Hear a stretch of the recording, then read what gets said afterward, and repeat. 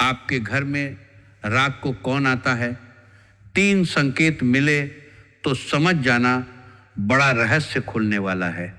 साथियों, आज रात सोने से पहले अपने घर का मुख्य दरवाज़ा एक बार जरूर देख लेना, क्योंकि जो बात अब सामने आने वाली है उसके बाद हो सकता है आपको अपने ही घर की कुछ पुरानी घटनाएं याद आने लगें।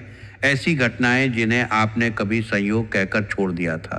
रात में अचानक नींद खुलना, बंद कमरे में हल्की सी आहट सुनाई देना, सपने में बार बार किसी पुराने स्थान, मंदिर, बुजुर्ग या एक विशेष जीव का दिखाई देना और फिर सुबह होते ही सब कुछ सामान्य हो जाना।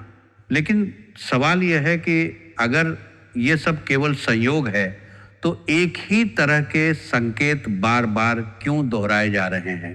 आखिर रात के उस सन्नाटे में कौन है जो आपको जगाना चाहता है? कौन है जो आपके परिवार को इतने लंबे समय से देख रहा है? कौन है जिसने कई बार आपके ऊपर आने वाला संकट आखिरी क्षण में मोड़ दिया और अब अचानक वो आपसे क्या चाहता है? जी हाँ साथियों, आज जो रहस्य खुलने जा रहा है उसका संबंध केवल आपसे नहीं, आपके पूरे परिवार की कई पीढ़ियों से है। हो सकता है आपके घर के बुजुर्ग इस रहस्य को जानते थे। हो सकता है आपके दादा दादी ने कभी इसका नाम लिया हो सकता है आपके पुराने घर में उसके लिए कोई विशेष स्थान भी रहा हो।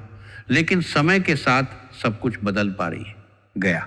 पीढ़ियां बदल गई, घर बदल गए, शहर बदल गए और उसके साथ एक ऐसी परंपरा भी पीछे छूट गई जिसे शायद भूलना नहीं चाहिए था।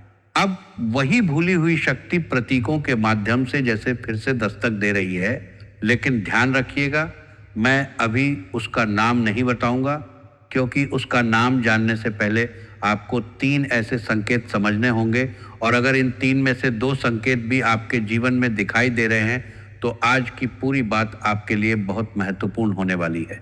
साथियों, आगे बढ़ने से पहले बागेश्वर बाबा को सच्चे मन से याद करते हुए वीडियो को एक प्यारा सा लाइक जरूर कर दीजिए। कमेंट में पूरी श्रद्धा और विश्वास के साथ जय बागेश्वर धाम जरूर लिखिए। मन ही मन बागेश्वर बाबा से अपने घर परिवार की सुख, शांति और रक्षा की प्रार्थना कीजिए। बाबा आपकी हर चिंता दूर करें, बंद रास्ते खोलें और जीवन में शुभ परिवर्तन लेकर आएं। पहला संकेत रात से जुड़ा है। क्या आपकी आंख पिछले कुछ समय से अचानक आधी रात के बाद खुलने लगी है? खासकर उस समय जब घर में बिल्कुल शांति होती है। आप आंख खोलते हैं, घड़ी देखते हैं, कुछ सेकंड तक समझ नहीं आता कि नींद टूटी क्यों। न कोई आवाज, न कोई फोन, न कोई व्यक्ति, फिर भी मन कहता है जैसे किसी ने आपको जगाया हो। आप करवट बदलते हैं, फिर सो जाते हैं, लेकिन 2-3 दिन बाद वही घटना दोबारा होती है। कभी किसी सपने के बाद, कभी बिना सपने के। और सबसे विचित्र बात यह है कि उस समय अचानक आपको किसी ऐसे व्यक्ति की याद आ जाती है जो अब आपके साथ नहीं है। कोई पुराना घर याद आता है, कोई मंदिर याद आता है, कोई ऐसी जगह याद आती है जहां आप वर्षों से नहीं गए। यहीं से पहला रहस्य शुरू होता है, क्योंकि आध्यात्मिक परंपराओं में रात के अंतिम पहर को केवल नींद का समय नहीं माना गया। इसे मन के भीतर दबे संकेतों, स्मृतियों और आध्यात्मिक चेतना के जागने का समय भी कहा गया है। लेकिन असली चौंकाने वाली बात अभी बाकी है। दूसरा संकेत आपके घर की चौखट और उसके आसपास दिखाई देता है। पिछले कुछ समय में अगर आपके घर के आसपास कोई विशेष जीव, प्रतीक या दृश्य बार बार आपकी नज़र में आया है तो उसे तुरंत डर से मत देखिए। लेकिन ये ज़रूर सोचिए कि आपका ध्यान लगातार उसी चीज़ पर क्यों जा रहा है। एक दिन आपने रास्ते में उसे देखा, दूसरे दिन किसी तस्वीर में, तीसरे दिन सपने में, फिर किसी मंदिर में वही प्रतीक सामने आ गया। आपने कहा संयोग, लेकिन आध्यात्मिक कथाओं में कहा गया है कि जब कोई भूली हुई पारिवारिक परंपरा मन को पुकारती है तो वह सीधे शब्दों में नहीं आती, वह प्रतीकों में आती है। अब मैं यहाँ भी उसका नाम नहीं लूँगा, क्योंकि जिस दिन आपको पता चलेगा कि उस प्रतीक का संबंध किस देवशक्ति से माना गया है, उसी दिन इस पूरी कहानी की दिशा बदल जाएगी। अब तीसरा संकेत सुनिए, और ये संकेत सबसे ज्यादा खतरनाक इसलिए है क्योंकि इसे लोग आध्यात्मिक संकेत समझने के बजाय एक दूसरे को दोष देने लगते हैं। घर में अचानक झगड़े बढ़ना, बिना कारण बात बात पर क्रोध, पैसा आते ही निकल जाना, काम बनते बनते बिगड़ना, घर का कोई सदस्य लगातार परेशान रहना, किसी की नौकरी में रुकावट, किसी का व्यापार अचानक धीमा पड़ना, कोई पुराना विवाद फिर से उठ जाना, भाई भाई के बीच दूरी, पति पत्नी के बीच गलतफहमी, और सबसे बड़ी बात, घर में मौजूद हर व्यक्ति ये महसूस करे कि कुछ तो ठीक नहीं चल रहा, लेकिन कोई असली कारण पकड़ न पाए। यहीं पर आपको रुककर अपने परिवार के अतीत की तरफ देखना होगा। साथियों, एक बात अपने घर के बुजुर्ग से पूछना, हमारे घर में पहले किस देवता की पूजा होती थी? बस यही एक सवाल। फिर उनका चेहरा देखना। हो सकता है वे अचानक कोई ऐसा नाम लें जिसे आपने वर्षों से नहीं सुना। हो सकता है वे कहें कि तुम्हारे दादा हर साल एक विशेष मंदिर जाया करते थे। हो सकता है वे बताएं कि घर के पुराने आंगन में किसी एक स्थान पर दीपक जरूर जलता था। हो सकता है वे कहें कि अमावस्या के दिन तुम्हारी दादी कुछ विशेष करती थी। हो सकता है वे आपको ऐसी बात बता दें जिसे सुनकर आपके शरीर में सिहरन दौड़ जाए, क्योंकि वही बात आज आपके साथ हो रही घटनाओं से जुड़ सकती है। और अब सबसे बड़ा प्रश्न, अगर वास्तव में कोई दिव्य पारिवारिक शक्ति आपकी रक्षा का प्रतीक रही है, तो वह अब अचानक याद क्यों दिला रही है? क्या वह नाराज है? क्या घर में कोई बड़ी घटना होने वाली है? क्या कोई संकट टलने वाला है? या वो आपको पहले से चेतावनी दे रही है? साथियों, कहानी यही सबसे गहरी हो जाती है, क्योंकि पुराने समय में परिवार केवल मंदिर जाकर पूजा नहीं करते थे। वे घर के भीतर कुछ नियम भी मानते थे। बड़ों का अपमान नहीं, महिलाओं का अपमान नहीं, पूजा के स्थान को गंदा नहीं रखना, घर में हर समय कलह नहीं करना, पशु पक्षियों को बेवजह कष्ट नहीं देना, पूर्वजों को भूलना नहीं। लेकिन नई जिंदगी की दौड़ में इन चीजों का महत्व धीरे धीरे कम होता गया। और आध्यात्मिक मान्यताओं के अनुसार जब परिवार अपनी जड़ों से बहुत दूर चला जाता है, तब संकेत पहले बहुत हल्के आते हैं। एक सपना, एक अजीब संयोग, रात में अचानक आंख खुलना, किसी पुराने देव स्थान का ध्यान आना, किसी बुजुर्ग की कही बात याद आना। लेकिन जब इन्हें बार बार नजरअंदाज किया जाता है, तब परिवार के भीतर बेचैनी बढ़ने लगती है। अब मैं आपको यहाँ एक और बात बताना चाहता हूँ। क्या आपके जीवन में पिछले कुछ वर्षों में कोई ऐसी घटना हुई थी जहां आपको पूरा विश्वास था कि अब बहुत बड़ा नुकसान होगा, लेकिन आखिरी समय में परिस्थिति पलट गई, कोई दुर्घटना टल गई, किसी गलत इंसान की सच्चाई समय रहते सामने आ गई, कोई बड़ा आर्थिक नुकसान होते होते बच गया, कोई झूठा आरोप लगने से पहले सच सामने आ गया, किसी बीमारी या संकट में अचानक मदद मिल गई? अगर ऐसा हुआ है तो उस दिन को याद कीजिए। उससे एक दो दिन पहले आपको कोई सपना आया था क्या? किसी मंदिर जाने का मन हुआ था? किसी बुजुर्ग ने अचानक फोन किया था? घर में दीपक अपने आप ज्यादा देर तक जलता रहा था? या आपका मन बिना वजह किसी देवता की तरफ गया था? यही वे छोटे छोटे टुकड़े हैं जो इस रहस्य को जोड़ते हैं। और अब मैं आपको उस शक्ति की पहचान के बेहद करीब लेकर जा रहा हूँ। ध्यान दीजिए, इसका संबंध धरती से भी है, आपके कुल से भी है, आपके पूर्वजों से भी है, और भगवान शिव से जुड़े एक अत्यंत प्राचीन प्रतीक से भी इसका संबंध माना जाता है। अब शायद कुछ लोगों को अंदाजा होने लगा होगा, लेकिन अभी रुकिए, नाम मत सोचिए, क्योंकि जो आप सोच रहे हैं कहानी केवल उतनी नहीं है। यह एक देव शक्ति का अकेला संकेत नहीं है, यह 3 आध्यात्मिक परंपराओं का संगम है। और यही कारण है कि अलग अलग लोगों को अलग अलग संकेत दिखाई देते हैं। किसी को सपना, किसी को पुराना मंदिर, किसी को दिवंगत बुजुर्ग, किसी को एक विशेष जीव, किसी को अचानक घर में चल रहे विवाद, किसी को लगातार आर्थिक रुकावट, और किसी को रात के अंतिम पहर में बार बार जागना। अब सबसे बड़ा खुलासा ये नहीं है कि वह कौन है, सबसे बड़ा खुलासा ये है कि वह आपसे क्या चाहता है। और सुनकर शायद आपको विश्वास ना हो, वो आपसे पैसा नहीं चाहता, वह सोना नहीं चाहता, वह कोई कठिन बलि या डरावना अनुष्ठान नहीं चाहता, वह आपसे केवल 4 चीजें चाहता है। पहली चीज ऐसी है जिसे आपके घर में पिछले कुछ समय से शायद लगातार तोड़ा जा रहा है। दूसरी चीज का संबंध सीधे परिवार की महिलाओं और बुजुर्गों से है। तीसरी चीज का संबंध आपके पूर्वजों से है।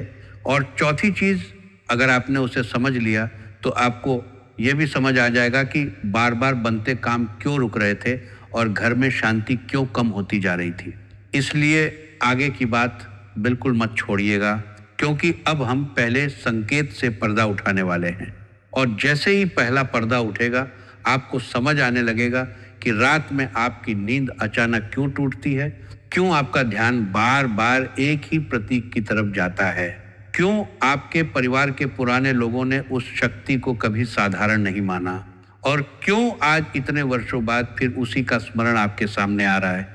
लेकिन उससे पहले यदि आप अपने कुल, अपने आराध्य और अपने पूर्वजों में श्रद्धा रखते हैं तो वीडियो को एक प्यारा सा लाइक ज़रूर दीजिए और कमेंट में अपने इष्ट देव का नाम लिखिए, क्योंकि अब जो नाम सामने आने वाला है वही बताएगा कि आपके घर की चौखट से जुड़ा हुआ पुराना रहस्य आखिर है क्या, और सबसे बड़ी बात, वो रात में क्यों आता है और इस बार आपसे क्या चाहता है। साथियों, अब ध्यान से सुनिए, क्योंकि आज की बात किसी सामान्य धार्मिक कहानी, साधारण सपने या संयोग की चर्चा नहीं है।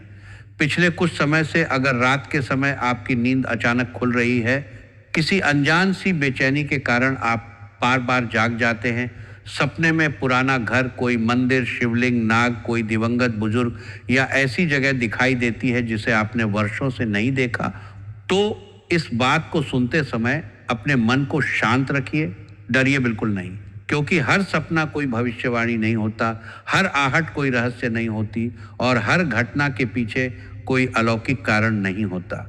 लेकिन कई बार हमारा मन, हमारी स्मृतियां और हमारे पारिवारिक संस्कार हमें ऐसी बात याद दिलाने लगते हैं जिसे हम लंबे समय से भूल चुके होते हैं। और आज का पहला रहस्य यहीं से शुरू होता है। आपके सामने बार बार आने वाला पहला प्रतीक है नाग। जी हाँ साथियों, अगर पिछले कुछ दिनों या महीनों में नाग या सर्प से जुड़ा कोई दृश्य आपके सामने बार बार आया है, चाहे सपने में, मंदिर में, तस्वीर में, किसी धार्मिक चर्चा में या वास्तविक जीवन में, तो इसे केवल भय की दृष्टि से देखने की जरूरत नहीं है।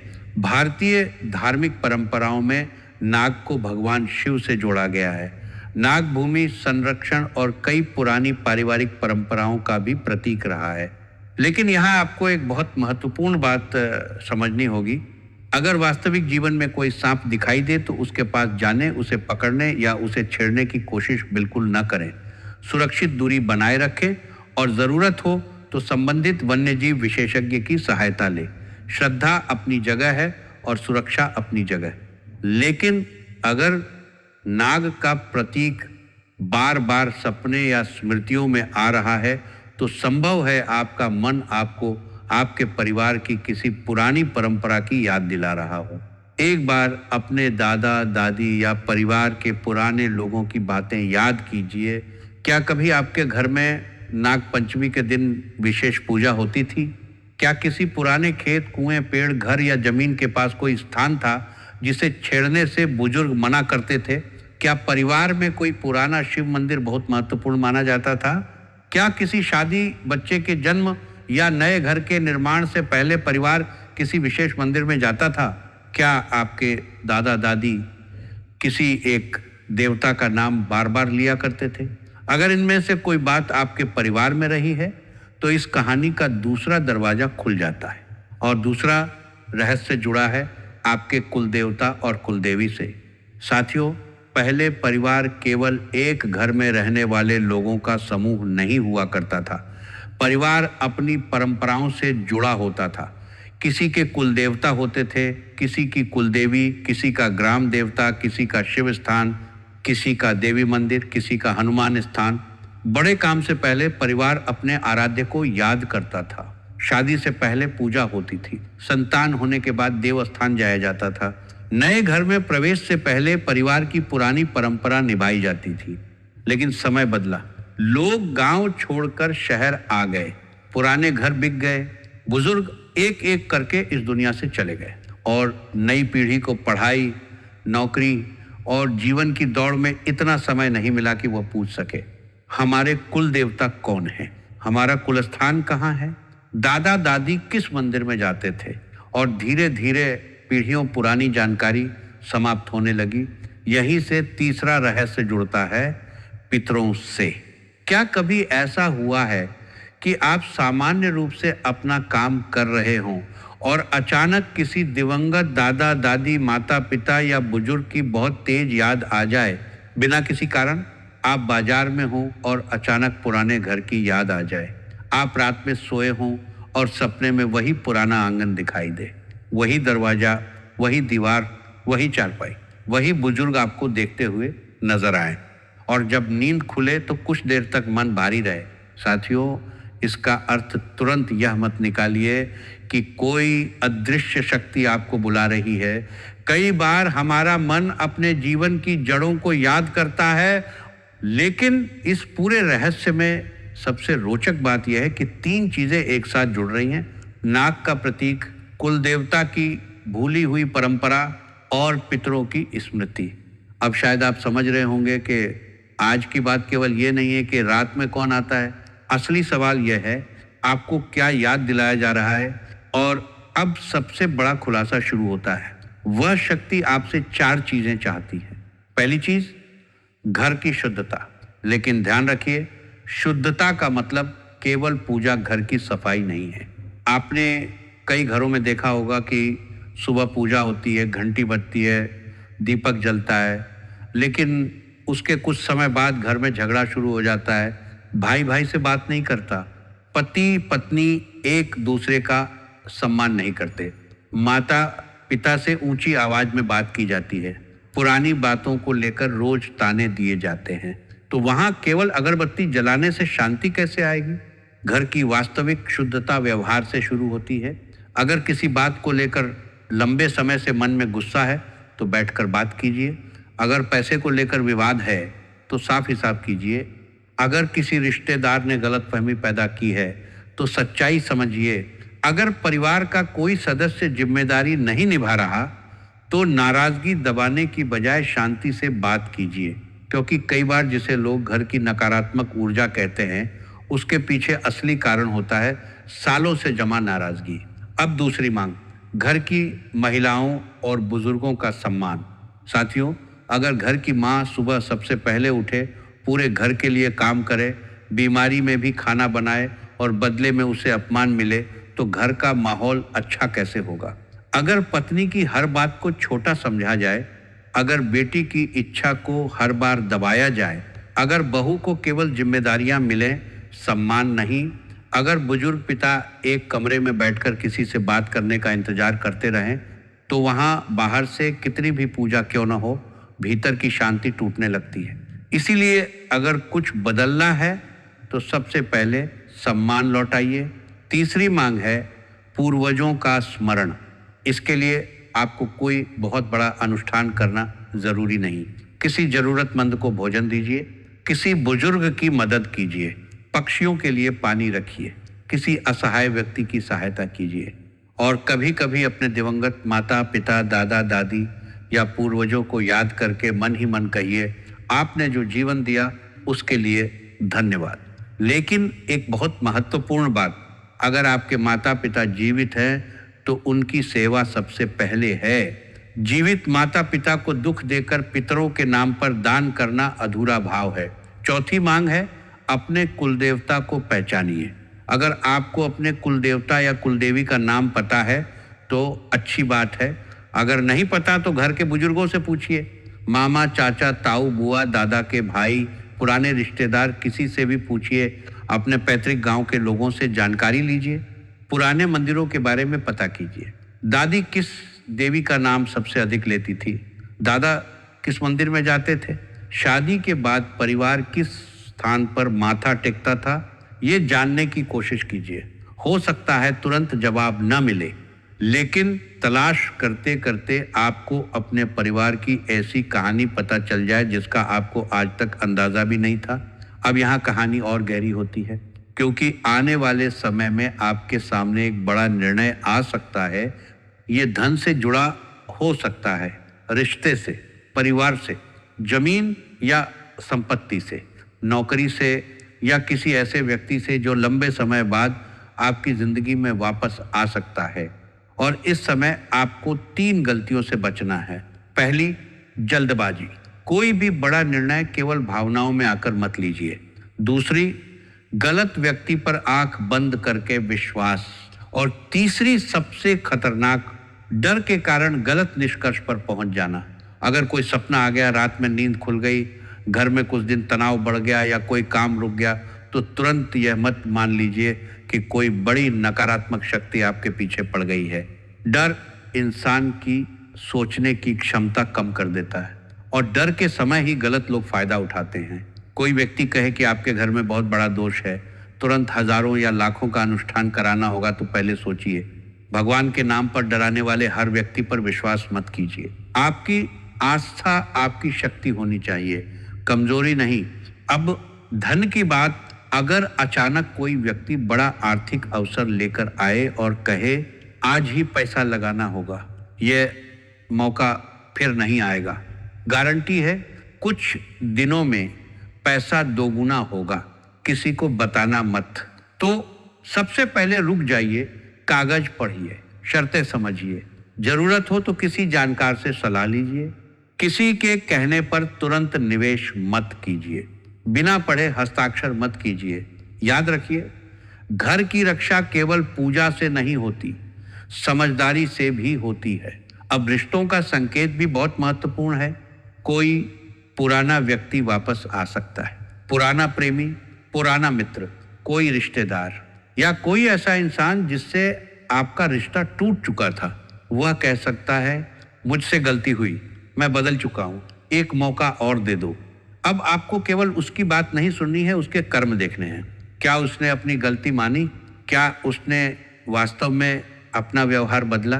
क्या वह आपको सम्मान दे रहा है या वह केवल अपनी किसी जरूरत के कारण वापस आया है? याद रखिए, ये जीवन में वापस आने वाला हर व्यक्ति आशीर्वाद नहीं होता। कुछ लोग केवल इसलिए वापस आते हैं ताकि आपको पता चले कि अब आप पहले जैसे नहीं रहे।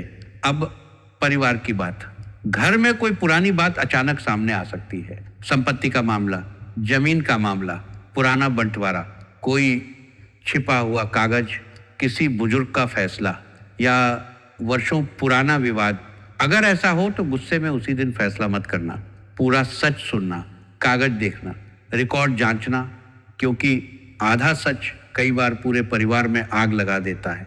और अब वो आधी रात वाला रहस्य, अगर आपकी आंख रात 3 से 5 बजे के बीच खुल जाए तो घबराइए मत। कमरे में कोई छाया मत ढूंढिए, कोई डरावनी कल्पना मत कीजिए, शांत रहिए, अपने इष्ट का नाम लीजिए। जार हे नमः शिवाय 11 बार बोल सकते हैं, हनुमान जी का स्मरण कर सकते हैं।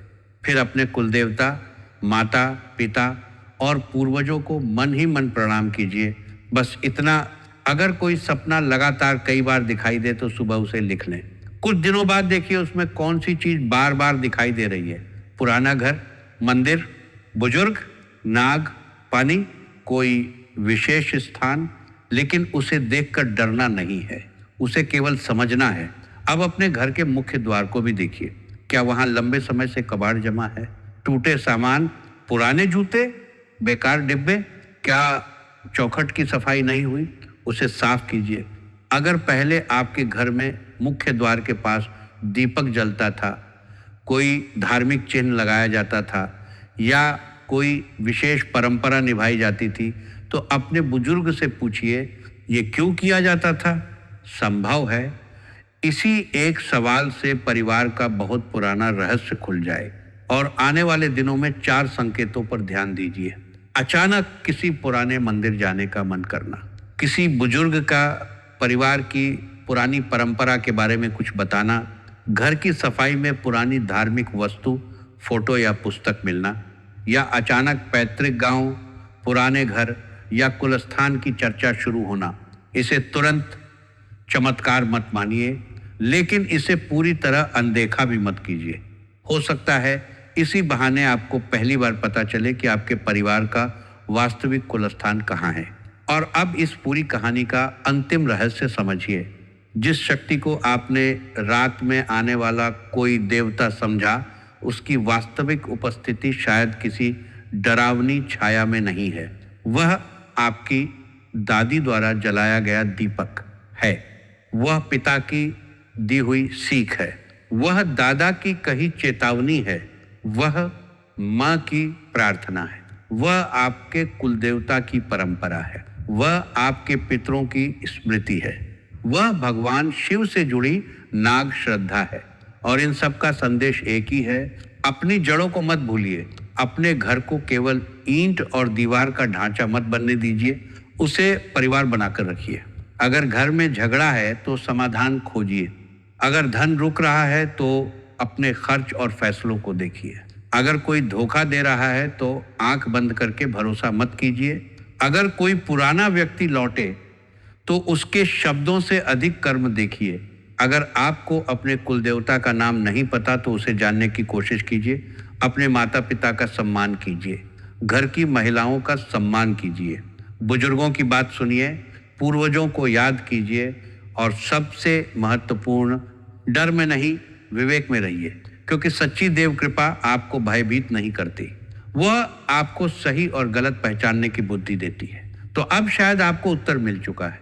वो रात में क्यों आता है, वो कौन है और इस बार आपसे क्या चाहता है। वो आपको डराने नहीं आता। वह आपको आपकी जड़ों की याद दिलाने आता है।